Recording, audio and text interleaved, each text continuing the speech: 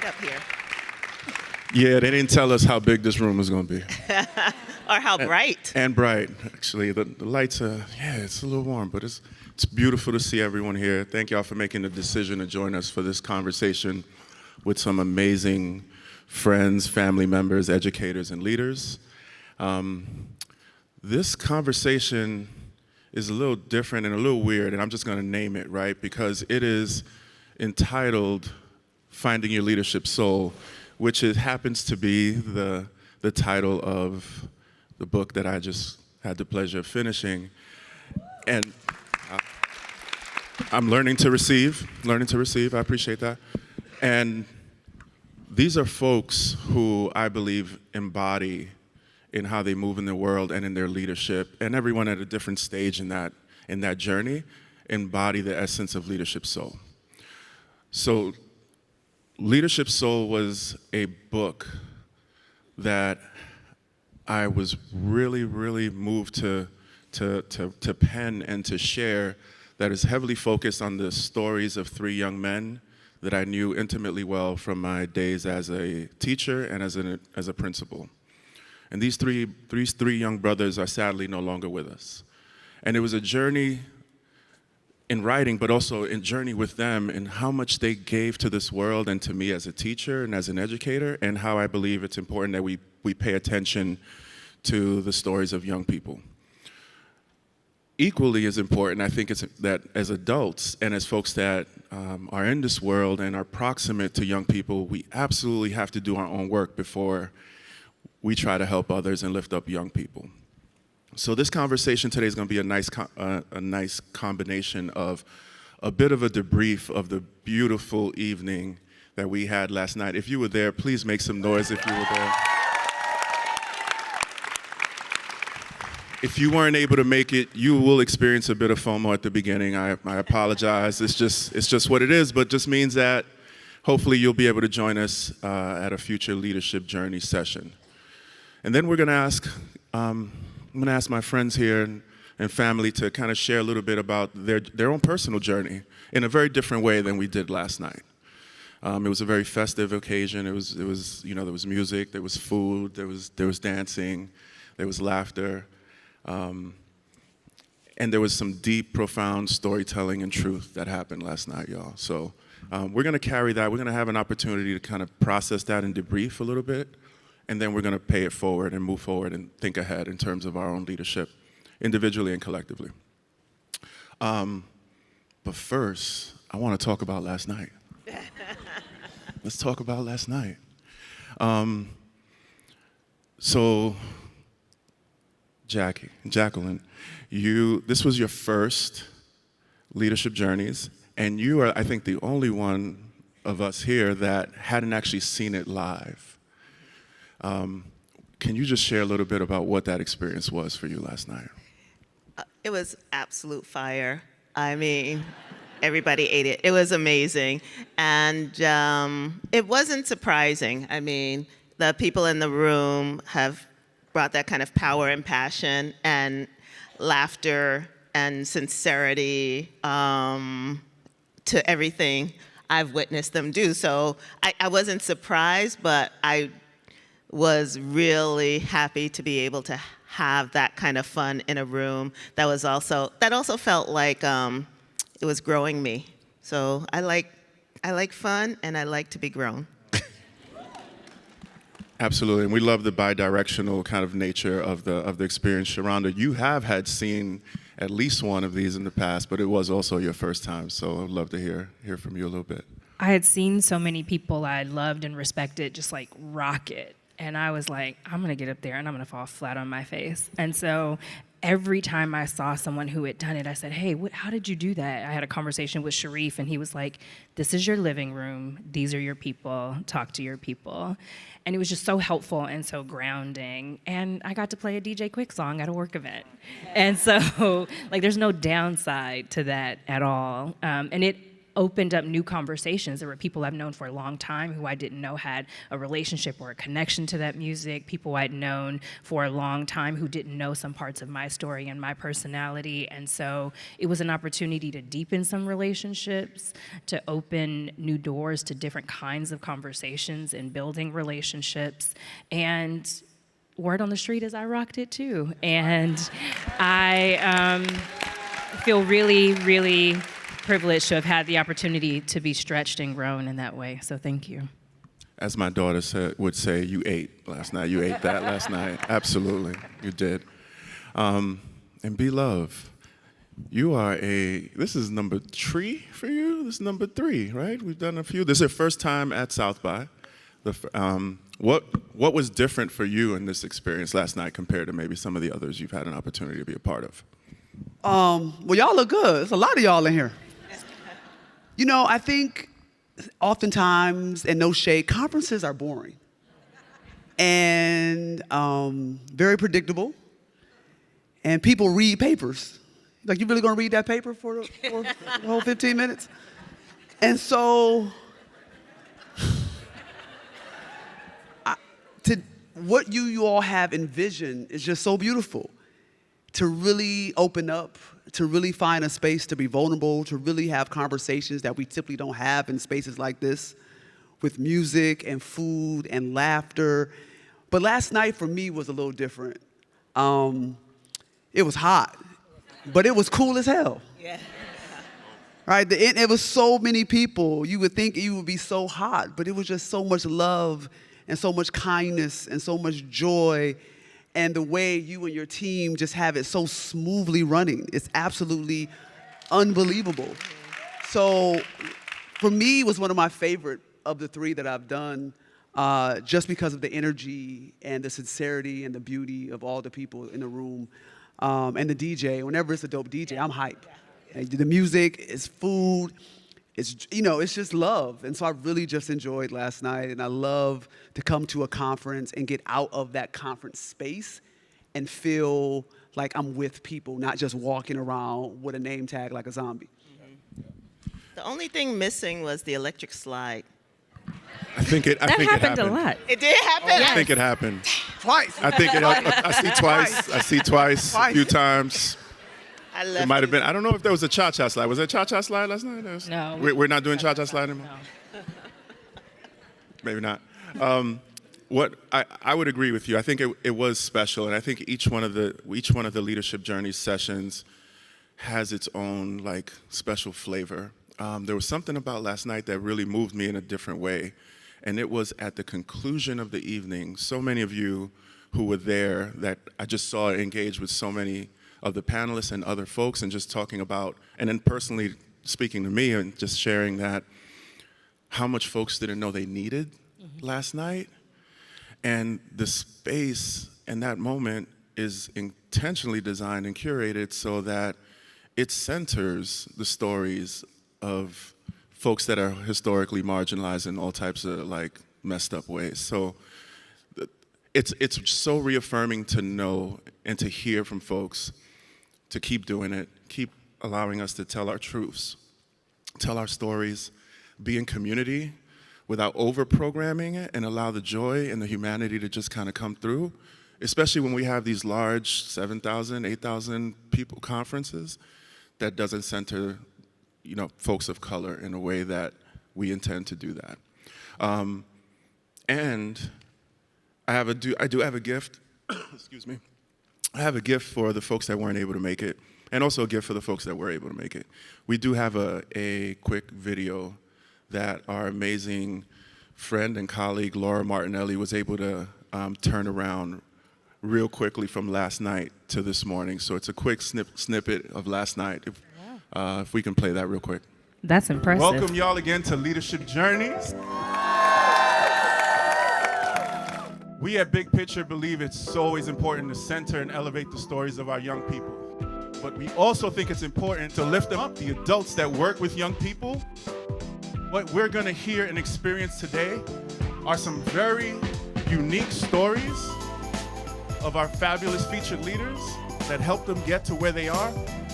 We're gonna be able to resonate with a lot of what they're gonna say. definitely more than just a party. It has a feel of a revival. It has a feel of a spirit. It's us being in community. So what we're gonna do is celebrate vulnerability, celebrate love, celebrate courage, and celebrate everything that it's taken for us all to get in this place.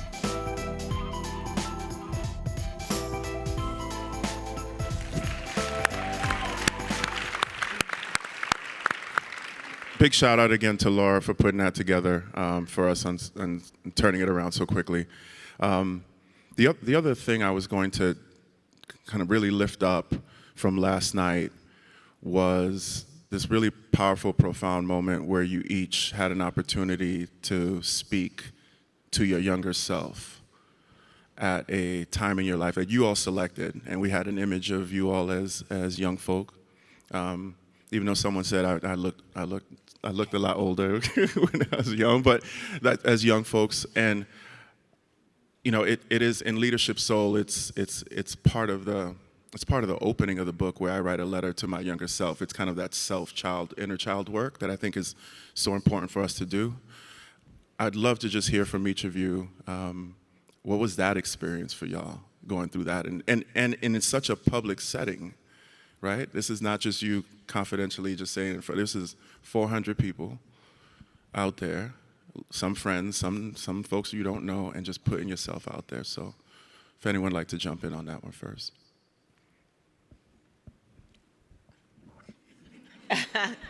I don't mind starting.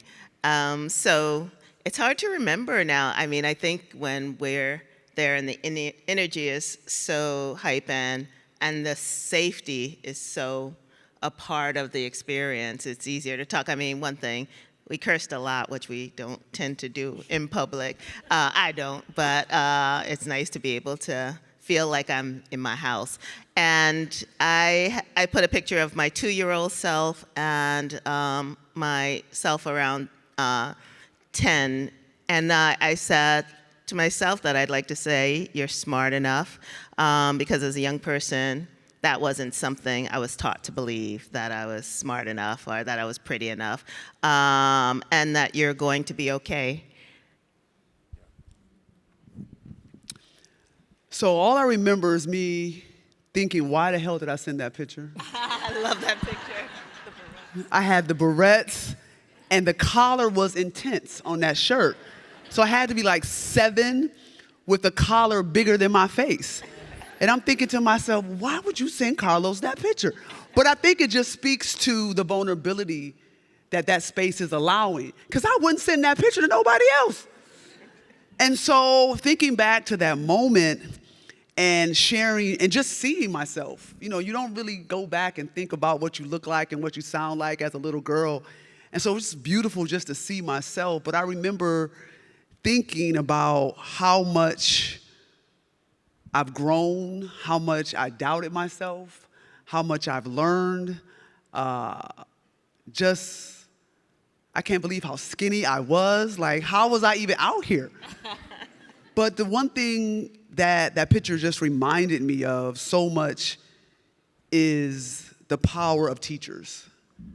Because I am only here because I had so many amazing educators, so many amazing teachers who poured in me, who loved on me, who took care of me. And so just reflecting back, I wished I would have talked more about the amazing teachers that I had in my life. You know, I was someone who was kicked out of Catholic school. I say that with pride. I ran those nuns. They were like, you got to go. They were like, Jesus can't even help you. You got to go. So but honestly, getting kicked out of Catholic school was probably the best thing that ever happened to me, because all my shenanigans stopped when I went to public school and I had my first black teacher. And I said, oh, it's coming to an end. These games that I have been running are coming to an end. And I remember my mother being afraid of my first black teacher. And I said to myself, if she afraid, it's time to stop the games. So I just so thankful to see just the progression and have a moment to really think about it and to share was really beautiful, because I don't stop. And so just to have a moment to stop was beautiful. I thought I would cry when the picture came up in the moment, and I was like, if I cry up here, Carlos and I gonna have a word, because I do not cry in public. And so much of it was about like looking at a little girl who was in pink and glitter head to toe. I wish I had not cropped out the MC Hammer pants, because they were like pink and black stripe, and they were the business. They were the best. How are you going to deny us of that gift? I know, I should have kept those in there. But it was also a time, it was a birthday party, and it was a time of like joy. My cousins were around, and I just remember, I don't eat cake. But my grandmother would always get me a birthday cake, even though I didn't eat one, because she didn't want me to feel left out. I had Care Bears birthdays, like all the things. And what was so special to me about those moments and about that picture was that nothing else mattered. My family was there, my friends were there, we partied, we ate, we got sugar high, we crashed, and life was good and life was simple. And because we had already sort of talked about parts of that, seeing that little girl pop up on the screen was really like, oh, I might cry here. I might remember the softest version of myself and reflect on the work that I'm trying to do to get back to that version of me. I was so moved because, folks, yes, please give it up. I was so moved because when folks receive those prompts, you have a choice, right? You can remain at the surface. You can use stock photos, even though we might encourage it not to.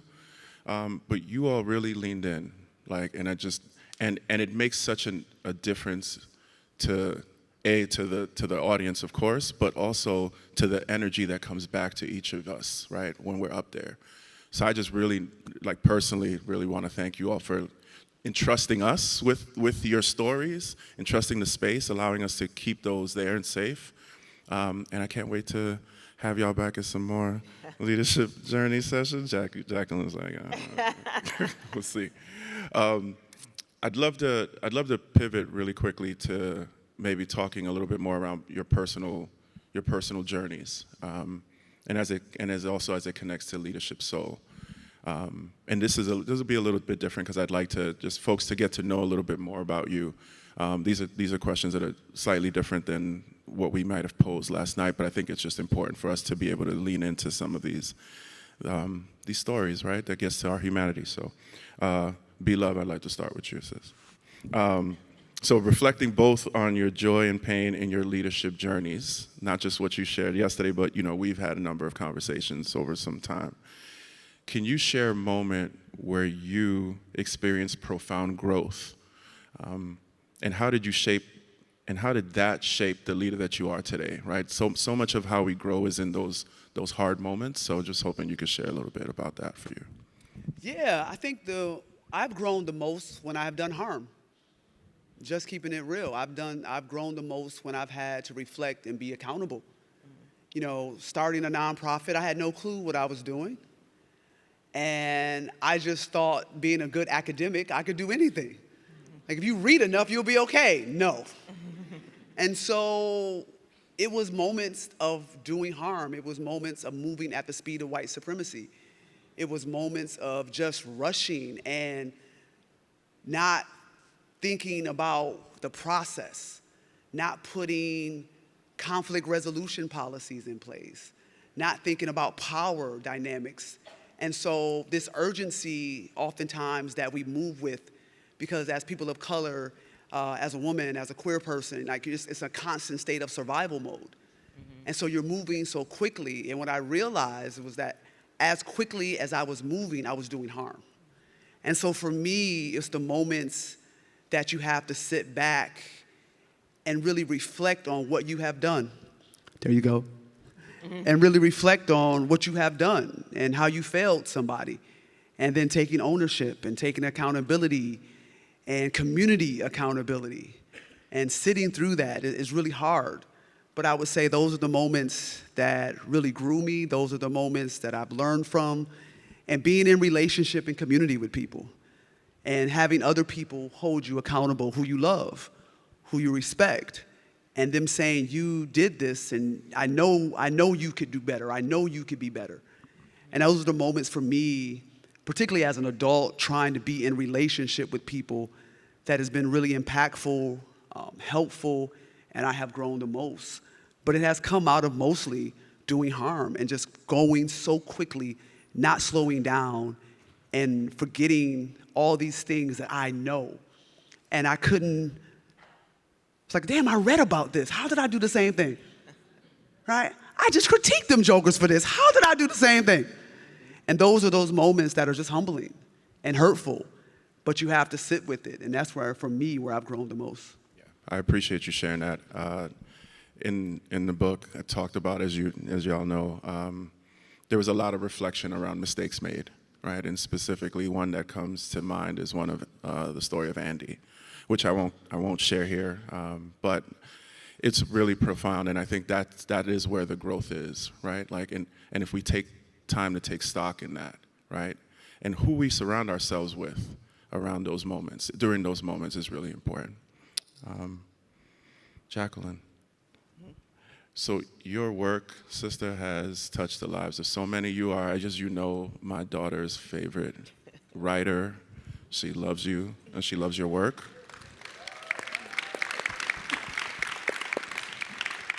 And I'm sure that over the years you received countless letters from fans. I'm sure there's some that weren't fans, but from mostly fans. Was hoping you could share maybe a reaction that you received from a reader, like a personal story that you've received, from a letter that you received from a reader, and how they reacted to one of your beautiful pieces, and how that's affected and impacted how you show up in this world. It's a great question. I think I didn't read the questions ahead of time because I just don't want to know what I'm going to be asked. I don't know why I'm like that. But I would say there were two. The first one came back in the 90s. I had written a book called I Hadn't Meant to Tell You This, and it was the story of two girls growing up in Ohio, and one was being a black girl and a white girl, and the white girl was being sexually abused by her dad. And it's a story of that friendship and that question of what do you do when you know. And this girl wrote me, and at that time it wasn't even email, it was like a snail mail letter through my publisher that eventually got to me and said, "This is my life." And by the time the letter got to me, it was weeks old. And I'm this young writer, and I had no idea what to do. And I always say I write because I have questions, not because I have answers. And in writing that book, here was a young person who was able to say, this is happening, and in some way help me. But those were the tools I did not have. And just realizing that that was the case, and not knowing what to do was very humbling and very hard. And then flash forward about 10 years, I was in a classroom, and there was a Muslim girl in her hijab, and very, very sweet. And she was about 10 years old, and she asked me, how does my spiritual life impact my writing? And I was like, okay, old woman and a little girl's. And it was one of those questions that completely stumped me and made me start thinking about that connection between my deep spiritual beliefs and the work I'm trying to do in the world. But always from the mouths of babes. Always. We're reminded oftentimes that every movement in this country has always had young people at the forefront of those movements and those efforts. So always from the mouth of babes indeed. So thank you. What's up, Sharonda? How are we doing? It's been wonderful to get to know you better. I'm a proud EdLoc member.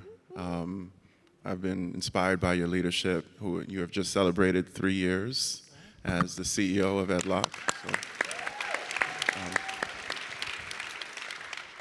And you have been an advocate for educational equity for quite some time. This is not just in the last 3 years. This is what you do, and this is who you are. and I'm sure that you've undoubtedly have faced challenges along the way. Was hoping that maybe you could recount a moment that tested your resilience, and how did you draw upon this notion and this important notion of vulnerability and self-care, that could be that of yours or self-care or care of others, to navigate through it? Yeah. I started my career in public education as a high school teacher. I taught U.S. history and government for 5 years. 2 of those years here in Austin, Texas at W. Charles Aikens High School. There's some Aikens educators in the room. And then, really started to, in having conversations with families, realize that parents were choosing schools for reasons other than I thought, right? Lots of folks were prioritizing safety, which felt like the floor for me.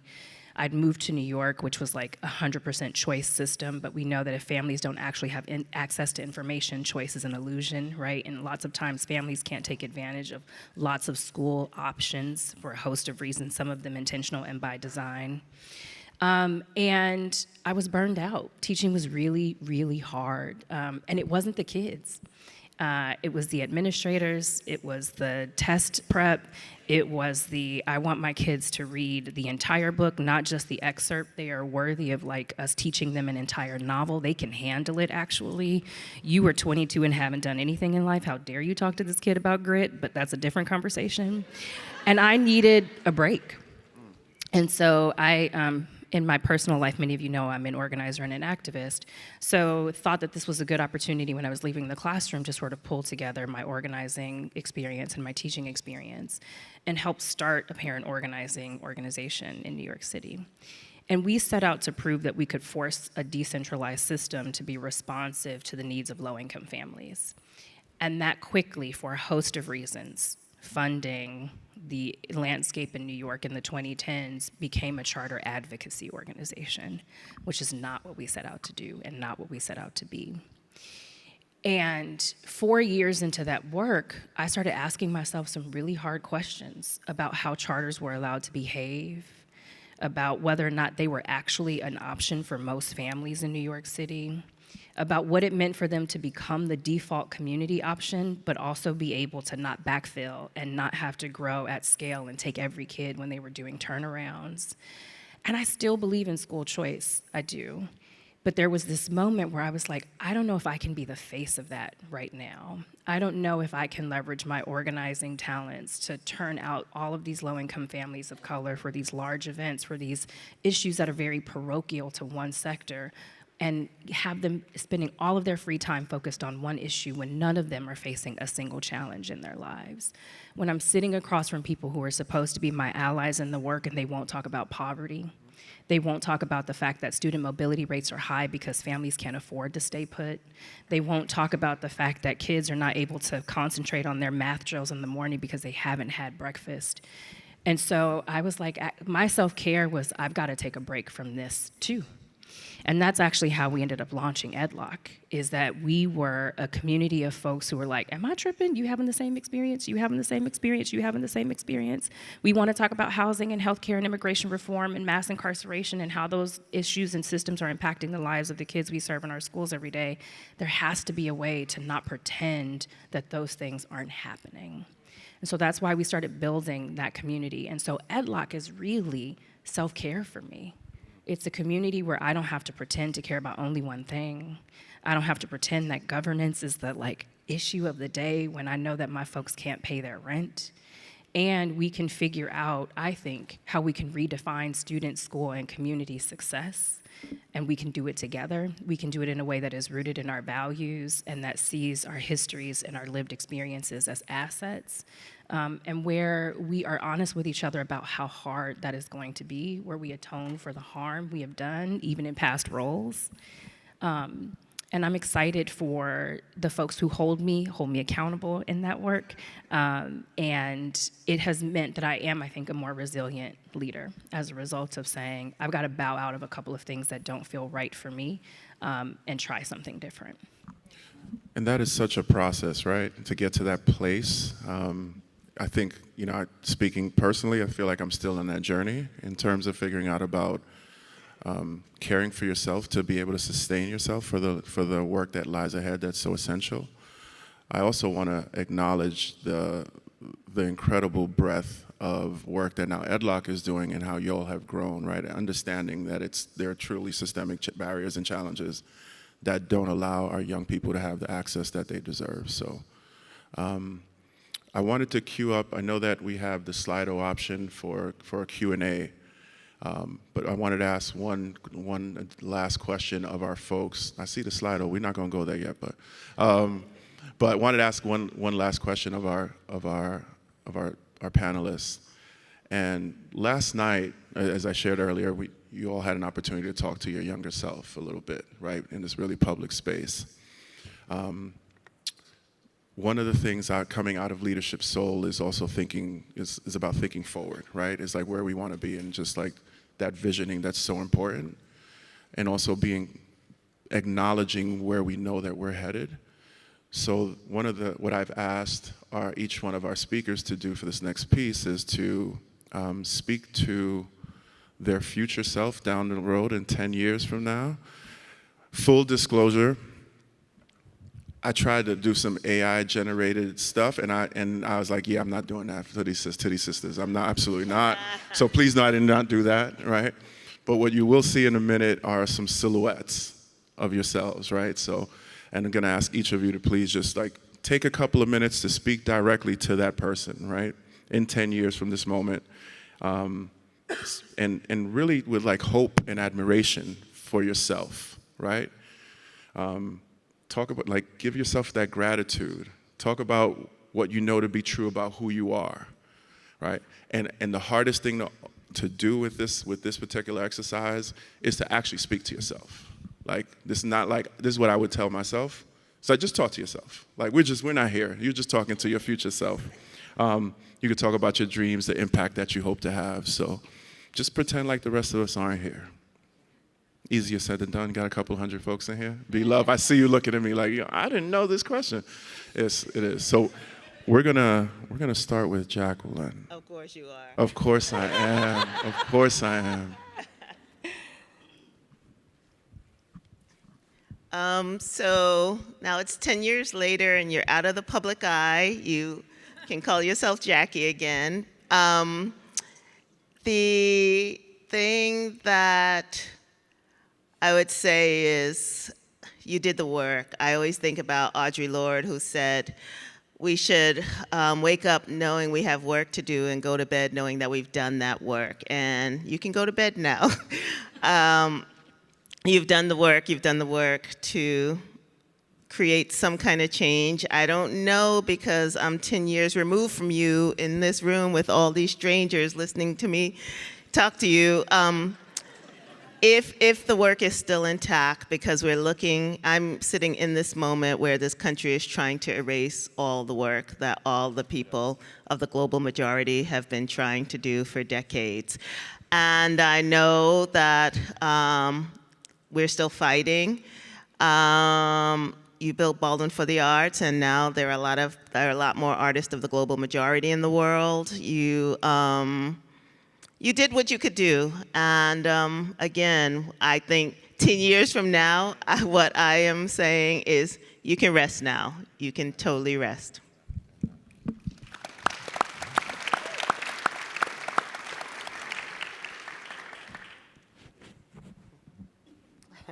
Not prepared. You're 50 now. You are fly, and you are free. You have spent the last decade working to stop compartmentalizing parts of who you are. You have leaned into being the most authentic version of yourself. You have stopped questioning what comes to you immediately in situations. You trust your impulses, you trust your gut. And you have passed the baton. You have intentionally invested in leaders who are coming after you. You have mentored across lines of difference. You have ensured that the stuff that you had to deal with in your life, your nibblings don't have to. You have ensured that you have built an organization that can outlast you, that is bigger than you, that is bigger than your dream for it. And you can now be bi-coastal. You can spend half your life in New York. You can spend half your life in Los Angeles because you hate the winter. Don't forget that. New York always seduces you in the summer. Brooklyn is fun in the summer, but you hate the winter. And you are free.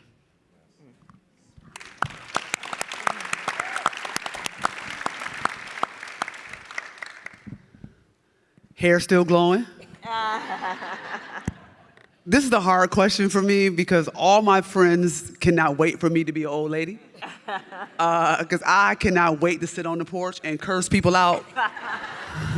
I cannot wait to say I think like when you get older, it's a freedom to just say what you want to say. Yes. And so I'm already at like an 8.5. So when I get to that 10 and I may be like, baby, what is going on? I am excited. So I would say to myself, you really said that? You really said that about that child? What were you thinking? Being old does not give you permission to say everything on your mind. But I remember when my wife and I first started dating and we went to see her grandmother. And she didn't have an alarm clock. And she told me that your responsibility should wake you up. I still have an alarm clock. So I cannot wait to not have an alarm clock. I cannot wait to have no responsibilities waking me up. And at the end of the day, all I want from the ancestors is to say, job well done. I don't need nothing more than that. For them to look at me and say, job well done. That you did what we knew you could do. And I lived the life long enough to have as much time as possible to do what they sent me down here to do. So I hope in 10 years from now, I am not finished, but I am making headway for them to tell me job well done.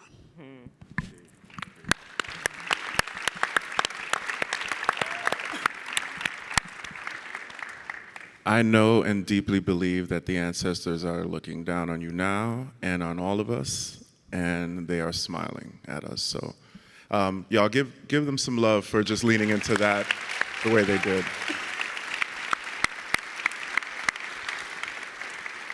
All right, before we come back to just closing remarks, we'll get to some Slido questions. So, and we've got some. As the moderator, I guess I get to pick, which is nice. So I'm gonna go from the top, y'all. So last night, there was a question that I missed, and I think the crowd would benefit from what do you do, when and how do you move on after making a mistake?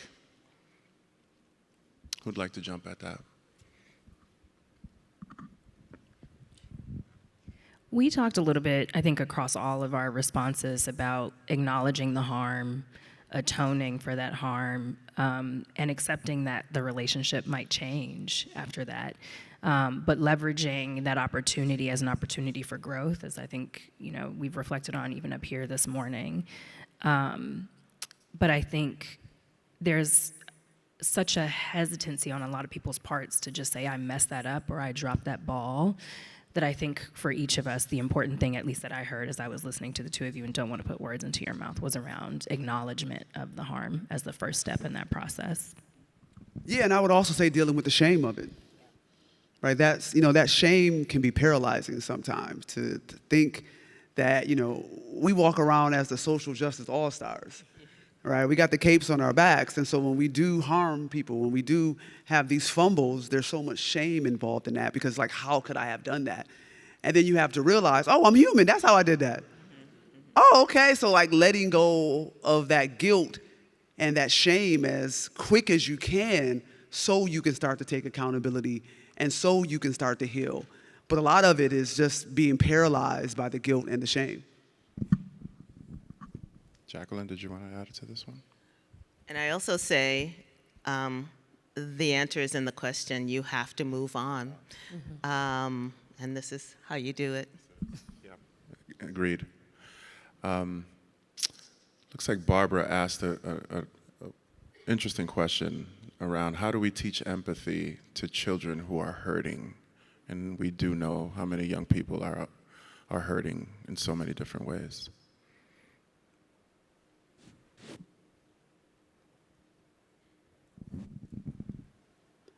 I would just say we have to model empathy.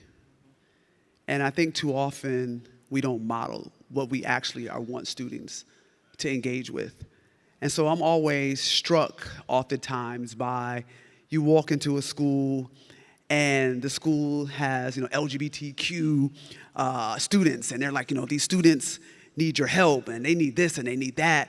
And I always say to myself, well, who's the queer teacher? Who's the trans teacher? Exactly. Well, we don't have any of those. Well, how are you asking a 12-year-old to do something you ain't let a grown person do? How is it that you want these students to model this and you don't have a teacher willing to come out and model this thing? And so it's always about, I think, anything is how we model, how we be vulnerable in the classroom, how we show empathy in the classroom. I'm an educator, and I used to teach babies, and now I teach college students. And the first thing I do with my college students is I say, you all tell me what dates work for you. Because really the dates that I set are arbitrary. The dates that I set for your assignments is arbitrary. How about you set those dates? Look at your calendar. I had one class, I walked in, and every white girl was crying. I said, what's wrong with y'all? They were crying. These were juniors, end of the year, they were crying. I walked like not a dry. I said, what's wrong? Dr. Love, I said, bye. I just canceled class right there. Then they started crying about that.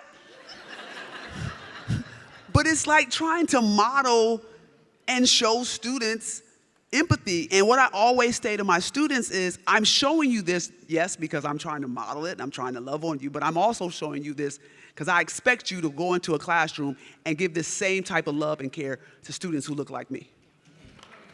So that is why we also need to model it. So they know that what's possible. And the way you just felt, you need to do that for somebody else. Yeah, I so concur, and I think it's so important to remember that teachers set the tone for the classroom. And so if there is empathy in that classroom, like Bettina said, if that's being modeled, then it's going to come to them. The kids are going to know. Books help, reading books that speak to empathy. I remember I wrote a book called Each Kindness, which was about a child who was just not kind, and then the person she wasn't kind to moved away, and she missed that chance. And so her whole thing after that was the remorse of missing that chance, the regret. And I think kids knowing that they don't want to live in that kind of remorse, that they don't want to live in that kind of regret, is a way of showing them how to, behave in the moment, how to think about the moment and their interactions in the moment. And I think the truth is we're all hurting, right? We all have these wounds that, especially as teachers, we have to work through so that we can model. And if we've set the tone that kind of empathy is not okay in our classroom, that kind of being able to speak out loud about what you're feeling isn't okay, then of course that's going to be passed on to the young people. Thank y'all. We're going to move on to this next question, which I think it really connects to schools and the environments, and it's a good follow-up to the previous question. Is anonymous individual said, is it better to stay in education in a school environment to make the changes we know we need to be made, or to leave education and do the work from the outside? Sharon, I might need to throw that one to you, sister.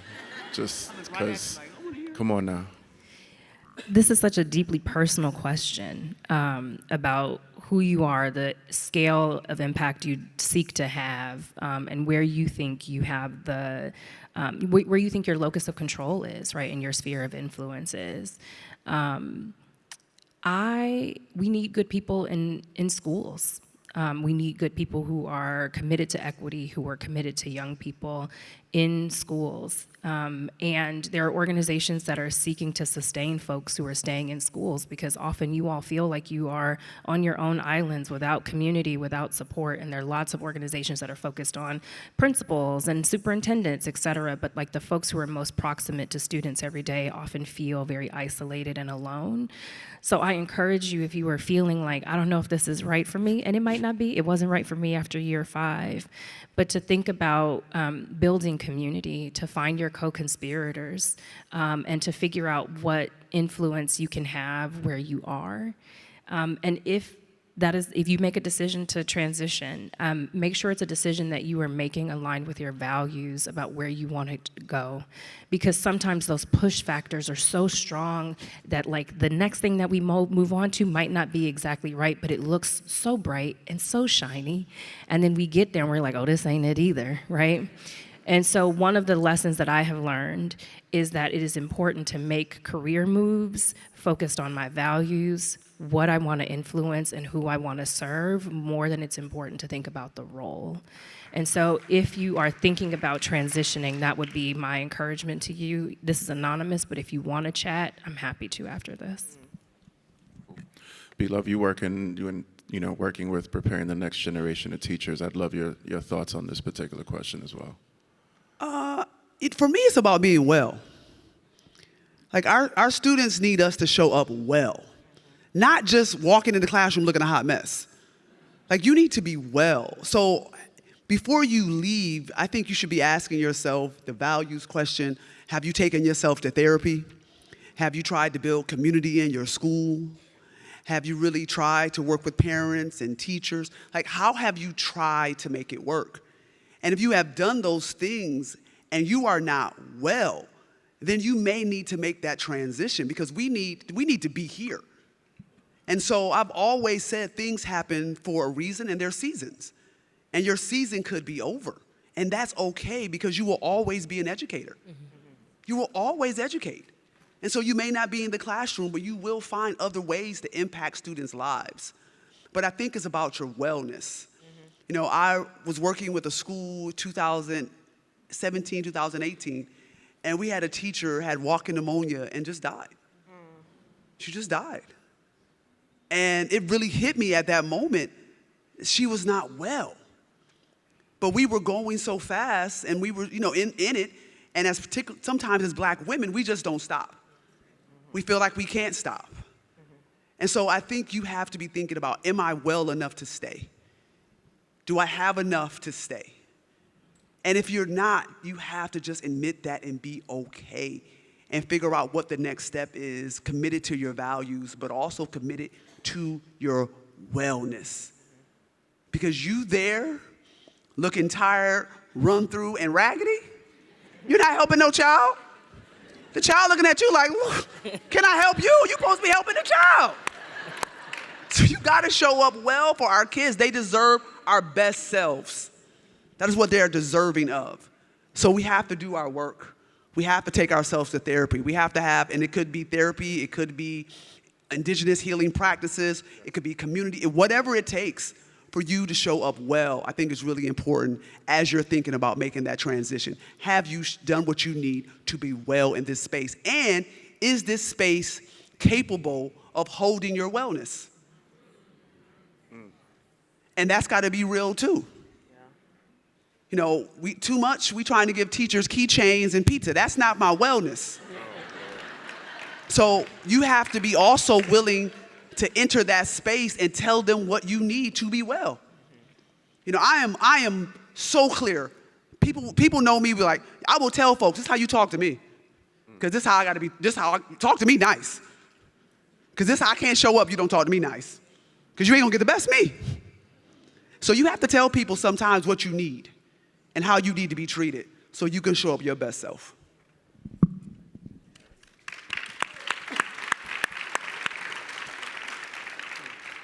I think this might be our last question before we go into closing remarks, and I think connected to that, because obviously we want our teachers to be in spaces that they're held and they're cared for and care about their well-being.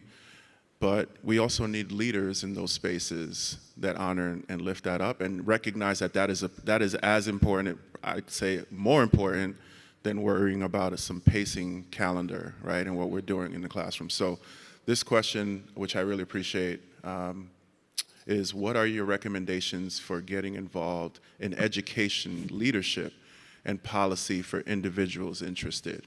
And I'd love to, like, this is not the exact question, but I'd love it to, like, in terms of what we're discussing here, right? Like, what are the ways for an individual that perhaps is not in this space now that could get involved, so.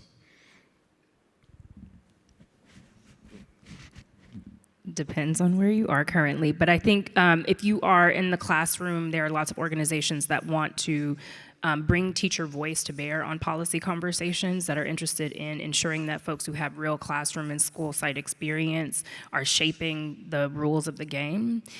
I work with a community that is a majority practitioners, and practitioners often find policy conversations intimidating. So some of our work is just about making those conversations accessible to them and saying, hey, here's what all of this wonky language actually means in practice, and here's how you as a practitioner can shape and influence that. So encourage you to get involved with organizations that are working with folks and investing in leaders and leadership development in that way.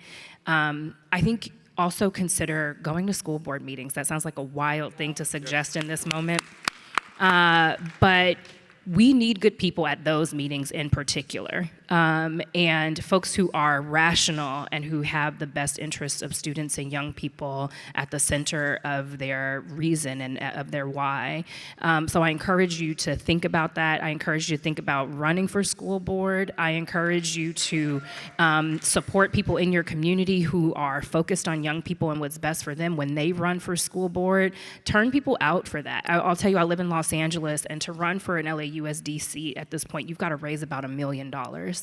And that sounds wild, right? But it is true. And often it is because a lot of those folks are running for school board because it's a stepping stone to higher elected office. We need folks who are committed to systemic change over the long term in those roles, who are not thinking about what's next for them, but who are thinking about what's next for our young people.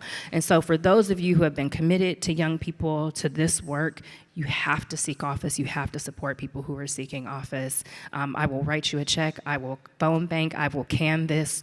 I promise that if anybody here knows me, I actually will do that. I got sneakers for it. They're silver.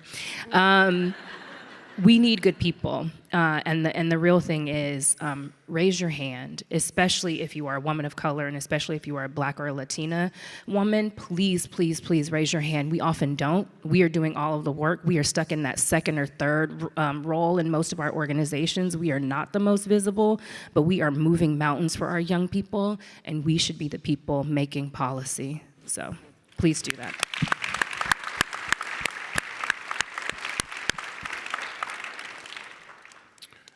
So this was not part of what I sent y'all. I know in advance. So, but I feel like you each are involved in doing so much and such great work, and are fighting for the things that our world and our society and our young people need. I wanted to give you each just a minute or so to talk about what are you involved in right now? What are you excited about? What are the things that you want to plug? What are the things that you want other folks to know about in the space moving forward? I think we have this phenomenal audience, and it would be a missed opportunity for y'all to share that and encourage folks to get involved in some of the things that you all are caring about. I'll start. Mine is quick. I'm writing books. And I also founded Baldwin for the Arts, which is a residency for artists of the global majority, including composers, visual artists, writers, dancers. And they come to Baldwin for the Arts to stay for a week to 2 weeks. We pay for everything. We pay for transportation. We pay for the meals. We have a full-time chef. And we just want people to come and create work, because our work continues to be threatened in this country. And the more artists we have, the more spaces we can provide for them to create art, the better the world is.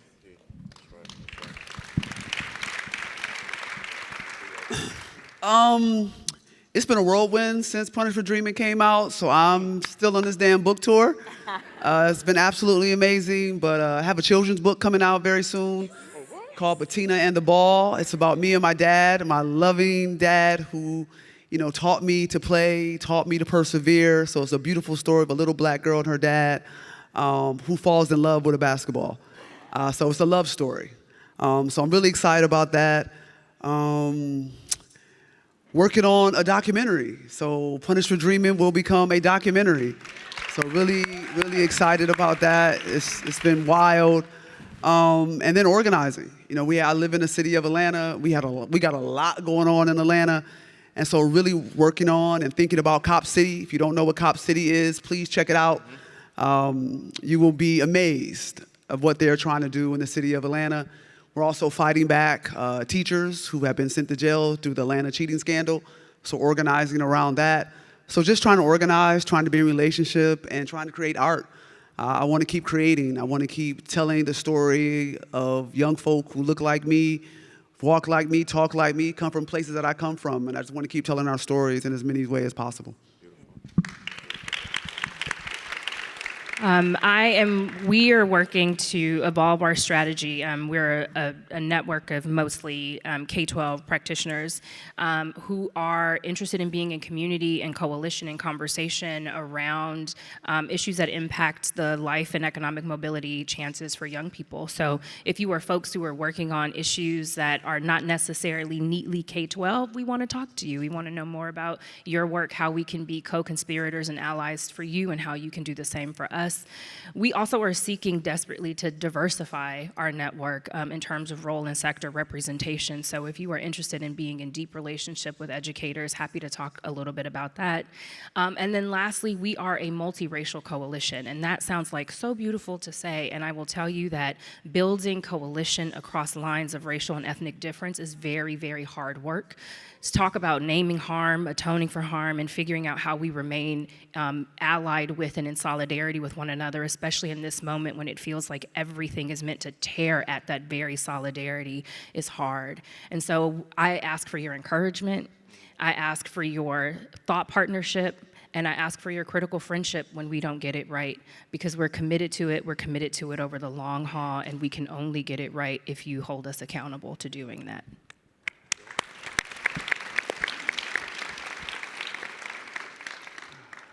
I just wanted to take a moment to thank y'all for rocking with me for over 2 days. I know it's a lot of time. Last night was amazing and beautiful, and that was a gift to all of us, but I'm personally incredibly grateful to each one of you for yesterday and for this conversation today and for just stepping into this.